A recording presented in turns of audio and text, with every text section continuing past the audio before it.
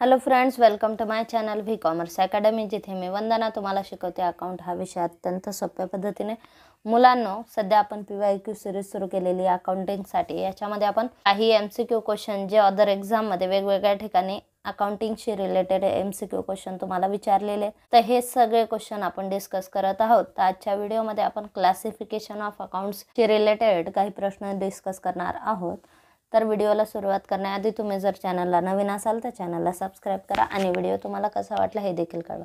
तर आजच्या व्हिडिओचा पहिला प्रश्न, rent prepaid account is of the nature of, म्हणजे या ठिकाणी प्रीपेड रेंटचा कोणता अकाउंट आहे हे विचारले। हा प्रश्न ऑलरेडी आपण मागच्या व्हिडिओमध्ये डिस्कस केलेला आहे। तर जर आपण रेंट प्रीपेड दिलेल्या वेळेच्या आधी रेंट प्रीपेड दिलेल्या, तर ते अकाउंट कोणाला आपण रेंट प्रीपेड केला किंवा वेळेच्या आधी आपण जास्तीचे पैसे कोणाला दिले हे अकाउंट रिप्रेझेंट करतं। त्यामुळे हे एक पर्सनल अकाउंट आहे। ठीक आहे, रेंट हे नॉमिनल अकाउंट आहे, पण प्रीपेड रेंट हे पर्सनल अकाउंट आहे। Then C is correct answer. त्यानंतर नेक्स्ट क्वेश्चन आहे, बँक ओव्हरड्राफ्ट अकाउंट इज। आता इथे बँक ओव्हरड्राफ्ट हे कोणतं अकाउंट आहे विचारलं। बँक ओव्हरड्राफ्ट म्हणजेच बँकेमध्ये आपण जास्तीचे आपल्या अकाउंट वर जेवढे पैसे आहेत त्याच्यापेक्षा जास्तीचे जे आपण विड्रॉ केले तर याला बँक ओव्हरड्राफ्ट म्हणतात। आता उदाहरणार्थ बँकेमध्ये आपले 10,000 डिपॉझिट आहेत, आपल्या अकाउंटवर 10,000 रुपये आहेत बँकेत, पण आपण विड्रॉ केले 20,000 रुपये। ठीक आहे, मग हे जे 10,000 रुपये जास्तीचे आपण विड्रॉ केले तर याला बँक ओव्हरड्राफ्ट म्हणतात आणि ते पैसे आपल्याला द्यावे लागतात बँकेला। ठीक आहे, मग ही लायबिलिटी कोणाची लायबिलिटी आहे? आपल्याला द्यायच्यात बँकेला, म्हणजेच बँक ओव्हरड्राफ्ट ही आपली बँकेसंबंधी लायबिलिटी रिप्रेझेंट करतं। ठीक आहे, म्हणजेच एक बँक ही कशामध्ये येते? बँक ही संस्था कॅटेगरीत येते। ठीक आहे, मग व्यक्ती आणि संस्था हे कशामध्ये मोडतात? हे पर्सनल अकाउंटमध्ये मोडतात। त्यामुळे बँक ओव्हरड्राफ्ट कोणती लायबिलिटी? हे बँकेला पैसे द्यायचे, म्हणजे हे बँकेची लायबिलिटी रिप्रेझेंट करतं, म्हणजे हे एक पर्सनल अकाउंट आहे।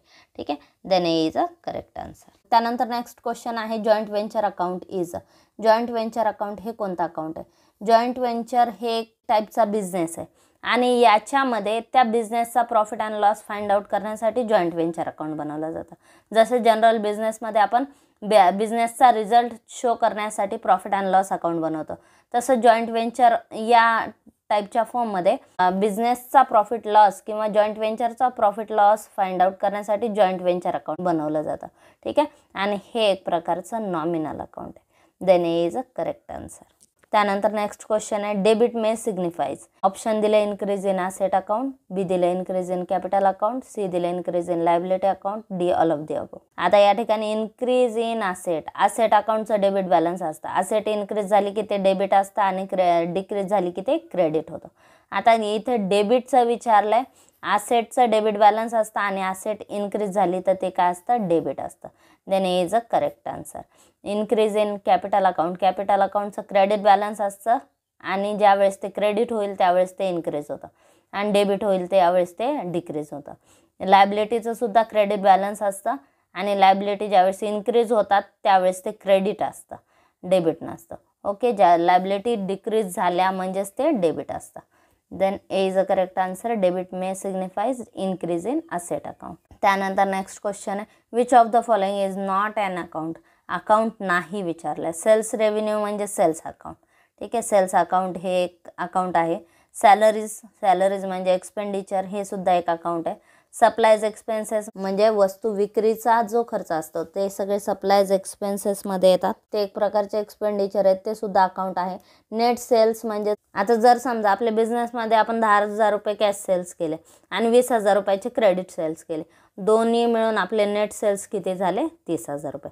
ठीक आहे, मग हे नेट सेल्स म्हणजे सेल्सची टोटल अमाऊंट आहे आणि तीच अमाऊंट आपण सेल्स रेव्हेन्यू या अकाउंट अंतर्गत दाखवणार आहोत। ठीक आहे, म्हणजे नेट सेल्स ही सेल्सची अमाऊंट आहे, फायनल अमाऊंट आहे, हे एक अकाउंट नाही आहे। Then B is a correct answer. इथे काय विचारलं? Which of the following is not an account. Account नाही विचारलं, then B is a correct answer. त्यानंतर पुढचा प्रश्न आहे, patent right is in the nature of. Option दिलं, नॉमिनल अकाउंट, बी दिलं रिअल अकाउंट, सी दिलं पर्सनल अकाउंट, डी दिलं none of this.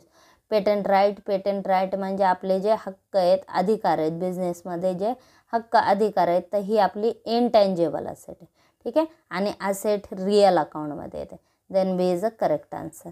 Patent right is in nature of real account. त्यानंतर next joint venture account is joint व्हेंचरला आपण joint व्हेंचरचे सगळे खर्च उत्पन्न दाखवणार, त्यामुळे ते एक कोणतं अकाउंट आहे, ते एक नॉमिनल अकाउंट आहे. जॉईंट व्हेंचर बिझनेसचा रिझल्ट ते शो करतं, त्यामुळे ते कोणतं अकाउंट आहे, नॉमिनल अकाउंट. त्यानंतर नेक्स्ट क्वेश्चन आहे premium on redemption of debenture is. आता इथे बघा, आता हे जे क्वेश्चन आहेत बघा अकाउंट ऑफिसरच्या पोस्टसाठी विचारलेले.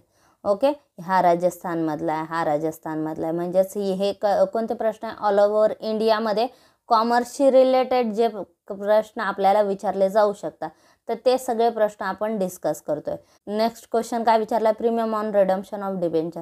आता आपण जर समजा बिझनेसमध्ये आपण डिबेंचरचं रिडम्पशन करतोय विथ प्रीमियम, मग त्यावेळेस तो जो प्रीमियम डिबेंचरचा रिडम्पशनचा प्रीमियम आहे तो ड्यू दाखवला जातो. कोणाला ड्यू दाखवला जातो, डिबेंचर होल्डरला ती अमाऊंट ड्यू असते. आणि त्यामुळे हे जे अकाउंट आहे, हा जो प्रीमियम आहे हा आपल्याला द्यायचा असतो डिबेंचर होल्डरला. ठीक आहे, म्हणजेच ती डिबेंचर होल्डरशी संबंधित लायबिलिटी दाखवली जाते आणि त्यामुळे ते एक कोणतं अकाउंट आहे, त्यामुळे ते एक पर्सनल अकाउंट आहे. Then C is a correct answer, personal account. त्यानंतर नेक्स्ट क्वेश्चन आहे which of the following statement is correct. आता इथे करेक्ट स्टेटमेंट विचारलंय.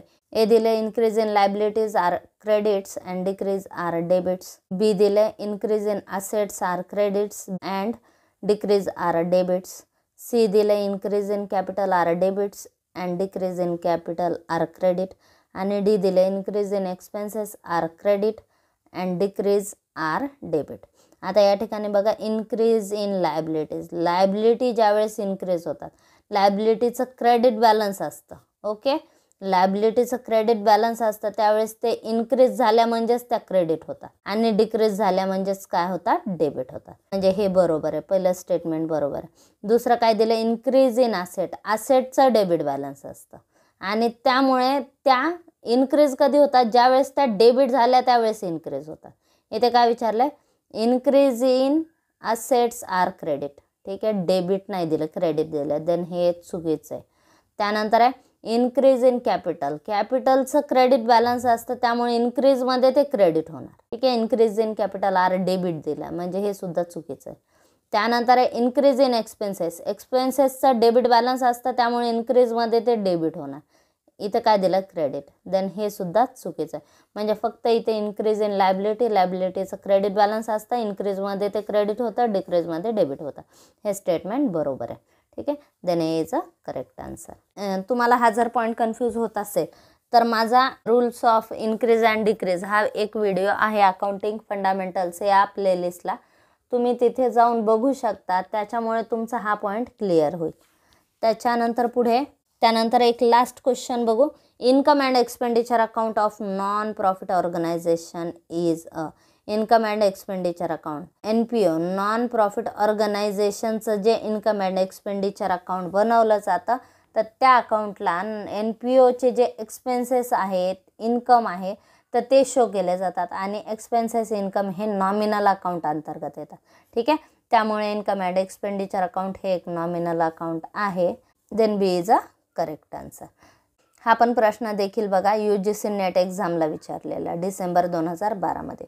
तर हे झाले अकाउंटिंगचे काही इम्पॉर्टंट PYQ क्वेश्चन. वेगवेगळ्या एक्झाम्समध्ये अकाउंटवर कशा पद्धतीने प्रश्न विचारले जातात हे आपण डिस्कस केले.